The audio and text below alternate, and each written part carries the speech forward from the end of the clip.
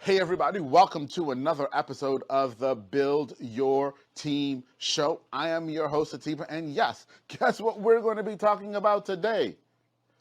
Building the ideal team for your business. And I've got my buddy, Michael DeLon, here with me today. And listen, he and I have spent some time together recently. And so I can tell you that, number one, this is a true, genuine human being. That's number one. Number two, he has built an incredible business, an incredible brand with an incredible team. So he's got some really great stuff to share with us today. And as always, Build Your Team is brought to you by Client Attraction Pros. Hey, it's time that you become the thought leader of your industry, and we're going to help you do that and make it fast, easy, and fun.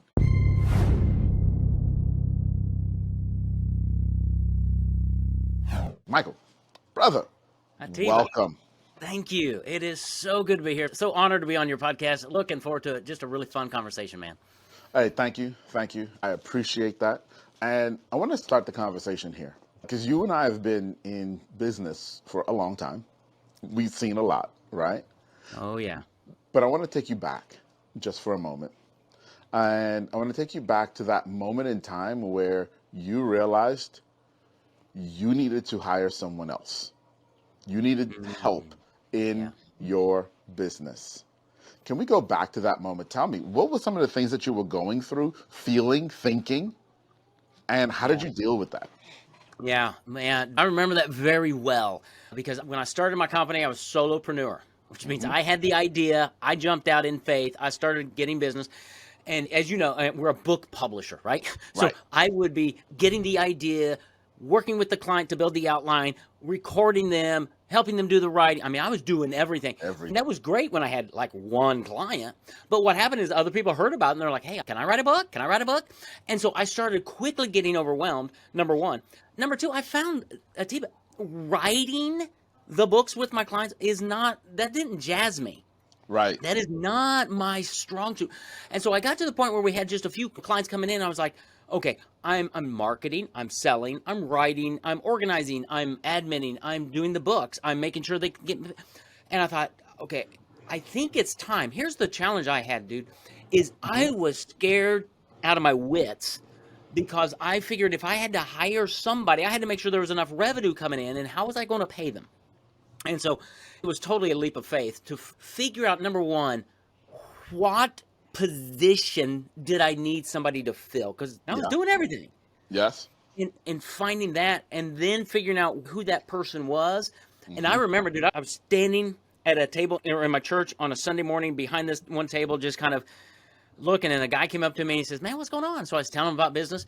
And I said, I need to hire somebody. I need somebody like this, a writer who does this. He looks at me. He says, Michael, that's my mom. Oh, wow. I said, what? And he's like, yeah, mom, come here. I don't know that I'd ever honestly met his mom. I mean, church was pretty big. She came over. Then we ended up going out and having me. She became like my first writer. It was amazing, but it didn't happen until I defined what did I need to take off of my plate. But, oh my, I remember it to this day. Oh, that's awesome. So I want to follow up on something that you said just now, because you said that you were in a place where you were faced with, I need to hire, but do I have the revenue to actually pay this person? Yes. And you were also dealing with, what are they going to do? What am I taking off of my plate that they're going to do? And so you're dealing with these two realities, which is what your friend probably saw on your face that day in church, Right. that angst and that frustration. Yeah. And here comes a solution in his mom. Yeah. But in that moment, when you made that choice to hire his mom, had you figured out the revenue? Were you 100% sure at that time, I'm going to have the revenue, there's not going to be any problem, I can pay her for the rest of her life? Or was it, as you said, more of a leap of faith of realizing this is where I need to go and I can't grow until I make this step? Yeah, most definitely 100% the second one, dude. We're entrepreneurs. We never know for sure. But I had enough faith and confidence. I knew the flow was starting to come, but there was a bottleneck in my attraction process. And that was the fact that I was over here writing and helping clients do Doing the things work. Yeah. that I couldn't be over here marketing and selling. And I just knew intuitively, if I had more time in front of people, I could get more clients to keep her busy. It was totally a step of faith, but it was putting myself into the area that I'm best at and trusting God and in my abilities to say, no, this will work. No guarantees. And I'm pretty honest with most of our employees when we hire them. It's like, here's where we are. I think everything's going to be just fine, but we're an open book with our team members. We take a calculated risks and we walk by faith, but we work really hard and it's worked out every time. But that feeling, Atiba, has been there as we've hired different people throughout the process. I mean, we've got almost 30 people on our team now, and some of them come Right. on really fast, but others, those key positions, it's like, let's make sure that we can make a commitment here because I'm supporting them and their family and they're relying on us. So let's not go into this willy-nilly. Yes. You said something that I was going to go a totally different way or actually stay on that course, but you said a term there that really resonates with me and one that I want to delve into more. And the reason I want to delve into this more is because the only other people that I have heard verbally use this term are all running businesses that are north of $50 million a year. Okay. And you just used this term. And so I want to dive in with you because I think for those of us who aren't in that place, right, we might look at some of those people in that space who do use this term and say, well, yeah, maybe you could do it at that level, but I can't do it at mine, or it's going to cause too many problems at mine. And I'm saying that because I was in the room when one of those people said that, and people stood up and left, or people stood up and said, that's not possible in our size of business. And that term was open book. Yeah. Open book. Yeah. And they were specifically talking about being an open book with the finances to your team. So I want you to dive in. Tell me about open book. What did that look like for you? How did you even get there? Yeah, that's a great question, how we got here. And my wife and I so we were missionaries for 10 years to the family. So we had to raise our own support. We learned really early on at TV, you don't get to know people until you get into their house or they're in your house and you're transparent with your life. We were in a marriage ministry, right? We were missionaries. Everybody looked at our marriage like we had it all together. And we had to really pop that bubble. Let us tell you our stories and put our skeletons out there because we are messed up people. God's just calling us to do this, right? Come join us. Right. As soon as we did that, you and your wife would say, well, Michael, let us tell you our problems too. I think that taught us just to be totally transparent because this is a no judgment zone. Nobody cares. So I think that's where it began. And then in business, I think a lot of times I've been in big organizations where it's not an open book and where you can't have privy and decisions are made and you're like, I don't understand it. Well, you can't understand that because you're not a VP. But that doesn't make sense. I want people to understand at all levels, why do we make decisions to go after certain verticals? Why do we price our product at a certain level when they may be getting paid X, I'm charging Y? What's the difference? Then they've got to understand that as a business owner, I carry a lot of weight on my shoulders, right? Emotional weight for decisions. I should be compensated for that. I take a lot of risk that they don't take. And what I have found is the more open I am, the more I share the vision, the direction of our company, and how their contribution helps us succeed in serving our customer, it motivates them to be on board. They don't care if the company makes $1 million or $8 million or 20. They really don't care. They don't. They just want to be part of something that's bigger than them and to follow somebody who has a vision, who says, here's what we're about. And I find the more transparent you are, the more emotionally bonded your team is and the more they trust you. So number one, I'm going to agree with you wholeheartedly, right? And I also know that there are people who are listening to us right now who are rolling their eyes. Oh, totally. Or there are people who are listening to us right now and saying, I hear you, but I don't know how to get there. I hear you, but there are too many barriers of trust here to actually get there. And from watching people, self-included, Oh, yeah. so I'm not like pointing a finger here, no stones here, part of the challenge is so many of us, number one, didn't have that experience that you had in the marriage Right. ministry. And number two, especially when you're talking about finances, we grew up in households where our parents never talked That's right. about money. Taboo, baby. Nobody talks about money. So why in the world am I going to talk to these people about money Yeah, that work for me? that's right. And aren't they going to respond back with, why are we charging this and I only make Mhm. this? I should be making more. Yeah. How do you help someone, or what's your advice to someone who's looking at this and saying, you know what, I do want to get there, but I just don't know that I can? Yeah. So a couple things. We implemented a state of the company address. We do a state of the company once a year. It's just a Loom video that I do and just kind of walk around. Hey, here's where we were last year. Here's where we were, and here's where we're going. As far as I should be making more than that, well, Yeah. you need to understand that, and you can run it in numbers or percentages, that if we bring in, $10,000 on the top line, the bottom line might only be $1,200 because of Right. all of these costs that they never see. And so it's good to say, hey, you know what? We have to pay taxes on that. We have to pay franchise taxes just for our name. We have to pay all these other employees, right? And so helping them understand the full picture starts putting the light bulbs on. When you do that and share it at a level that you feel comfortable with, right? It starts building some transparency. And Yes. I find the more generous we are as a company by initiating bonuses and raises for our team at times when they probably aren't expecting it. So we have given, by God's grace, bonuses and raises for the last 2 or 3 years, but we don't always wait till the end of the year to do it. And we did Right. something radical. We initiated, so our writers, if I start a book like in October or November, our writers start getting paid over a 6-month period of time. So this year, we initiated in January 1st, everybody got a pay raise. We told those writers who started in November, we're going to make Right. it retroactive. Oh, Because we wow. didn't think that was fair to not pay you more for the books you're already involved in. So we're going to go and make it retroactive. Do you think that built any trust? Tons Do of you think they trust. love me? Do you think it cost me Adore. a couple $100, couple $1,000, whatever? I don't care because I'm trying to value my team and be generous. So I want them to know Yes. as our company grows, they're going to grow as well. Yes. Absolutely. Absolutely. So we've got the state of the company address, which is super important to do.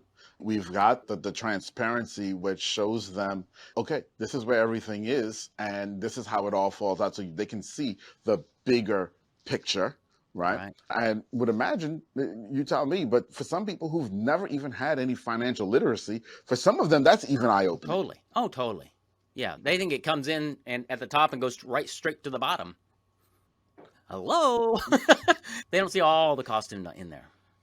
So that's awesome. And so now, do me a favor.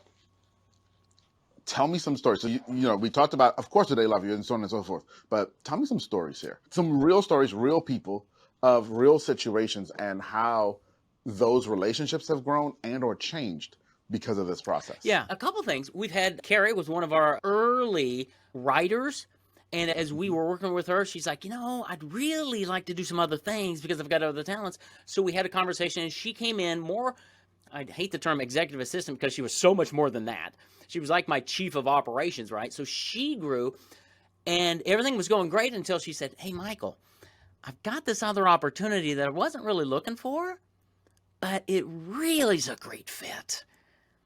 And I said, Wow. Carrie, that's awesome. How do we help you get there? I had the same thing happen with one of my managing editors. Been with me for, 2 or 3, 4 years. Phenomenal. She's like, Michael. And I knew something was up because she's like, hey, can you and Caleb have a short conversation with me today? I'm like, oh, that is never a good call. But we want to help them and grow them. And because of the transparency we've built in the company, the culture, they know that I am for them 100%. And if they come to me and say, I have another opportunity outside of Paperback Expert, I am going to cheer them on after I go weep. But I'm going to go cheer them on and say, how can I help you? And one of the things we do at Atiba for our team members is we purposefully say thanks through Loom Mm-hmm. videos and different things, and we send them a gift, a food item, once a quarter. Just to say Mm. thank you for being on our team. And it can be jelly beans or peppermint bark or peanuts, and it has a fun little note to it.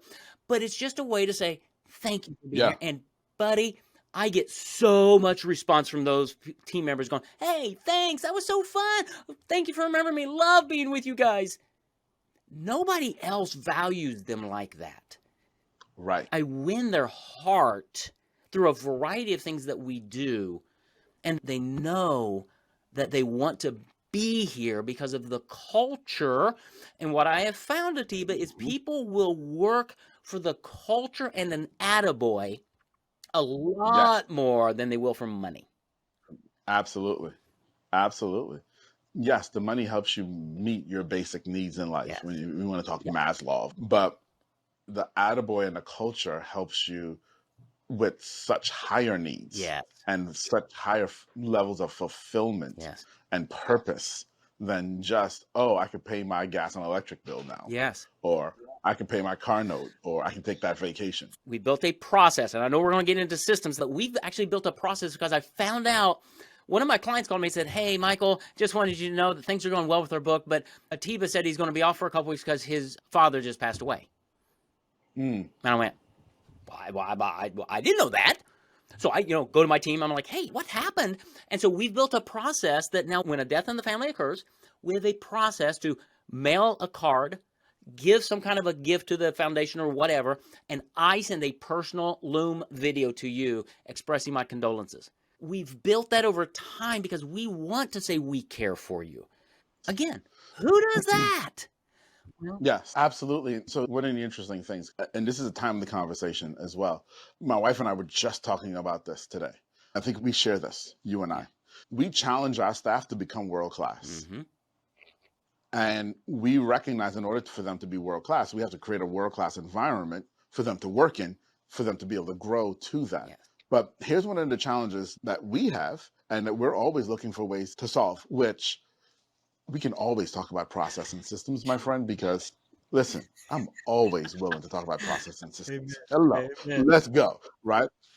Because we're the same way. And we put things in Yeah. place because the thing that we realize is most people come into a new environment broken from the last one. Absolutely. Wow.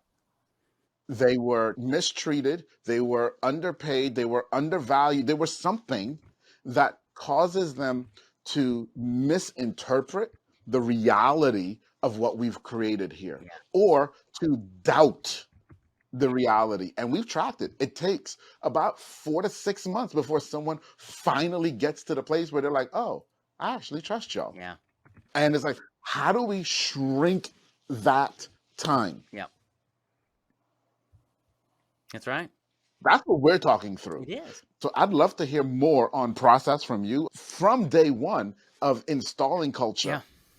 What are some of the things that you put in place? Yeah. The bereavement thing is great. Yeah. And that's great. So a new person comes into our team. Let's call it a new writer or editor or proofreader. Okay.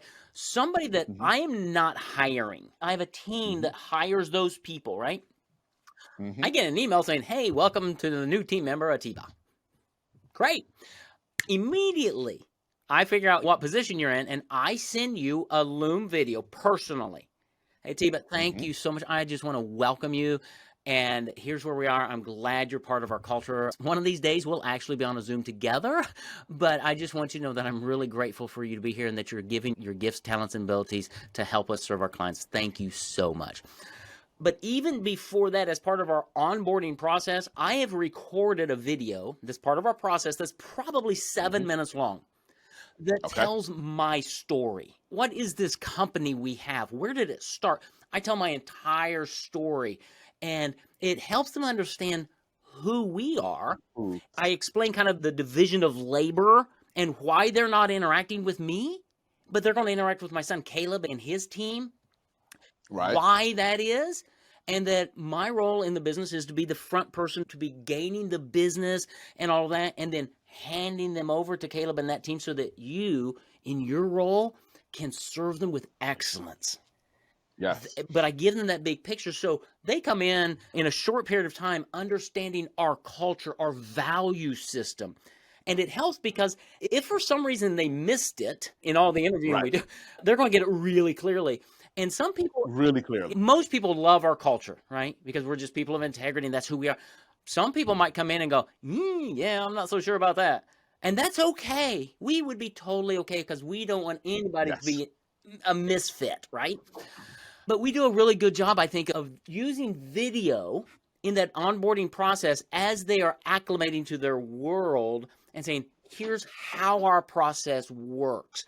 This is Yes. why we do a speak to write process in creating books. Yes. The background. So they go, oh, okay, well, that makes sense. And here are the people that you're reporting to. And here are the people that are surrounding you that you may never interact with. Because if your job's to write, that's what you do. Well, there's an editor and a proofreader and a designer and right? All these other people are supporting what we do to support our clients. So it's part of the onboarding process. Again, it's a system. Yes. And that is so key, right? So key to setting the stage correctly. Yeah, absolutely. Right? Yeah. I'm going to be cliche, but it's about that first impression. Yeah. Right? So I call it living in the gap. So many times that's where people live. There are two parallel lines. The bottom line is reality. What happens to us? The top line is our expectations of what should happen in any circumstance, right? The gap between those two lines is where frustration happens or anger or miscommunication. Because I may come into this expecting one thing, but the reality is, no, that's not how we function. That's not how we do it. If I don't communicate reality and you come in with different expectations, we're going to live in the gap and it's going to make it really hard. Our job as leaders, as business owners, is to over-communicate to help bring the reality and the expectation more in line through communication. Through communication, yes. For us, so you do the state of the company. Yeah. I do that quarterly. So we do a quarterly all hands meeting. Okay. In a pseudo virtual reality space because we're all over the world at this point. Right.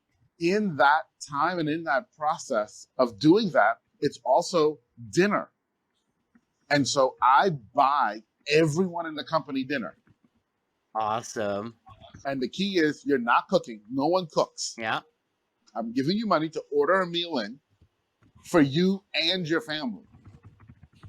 And so we get them and their family in a virtual reality space for a couple hours once a quarter.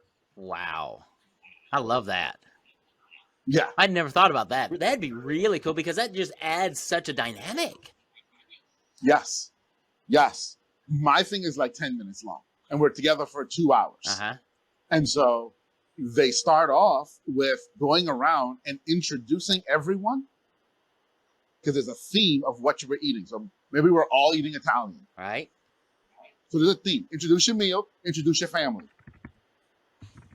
I like it. So Michael, as we talk about culture, one of the questions that I've got to ask you is your team in person, hybrid, or all remote? And especially if you're all remote, what challenges have you had? You're talking about your systems and so on and so forth, but are there any specific or challenges that remote brings to installing and instilling culture? Yeah, absolutely. We're 100% remote. So our team is all over the United States, a few in Canada, a couple in Hungary. I mean, they're all over the place. And it does pose its own challenges. It really does, because I spent 10 years in corporate America where I could walk by your cubicle and hang out and talk with you, and can't do that. Can't just grab a cup of coffee. And so what we've done is implemented systems where we take virtual and make it personal through Zoom.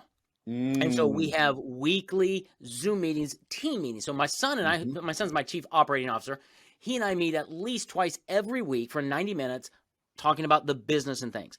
As soon as that's over, he's got a Zoom meeting with his executive assistant for 90 minutes. And then after that, he's got a meeting with our managing editor who's over all of our writers for 90 minutes. Then she goes out, our managing editor, and meets with our writers on a regular basis about the projects they're working on. So it's in person via Zoom on a regular basis because Yes. you can't do it through email. No, no, no. Email nor Slack. I mean, not that either one of them are bad, but you need this. Yeah, back and forth, because here's where we're going. Well, why are you doing it that way? Is there a better way to do it? And it's so fast, so easy. When Caleb builds systems, he brings his administrative assistant on to a Zoom call. Caleb says, here's the system we're going to build. Here's why we're going to build it. Here's what it's called. Now, let's build it together. And they might invest 90 minutes building one system. Yep. But what Caleb has found is that's the best 90 minutes he'll invest. Yes, because he does it absolutely. once. And then just duplicate it, And then she goes out and just tweaks it and makes it and boom, and it's done.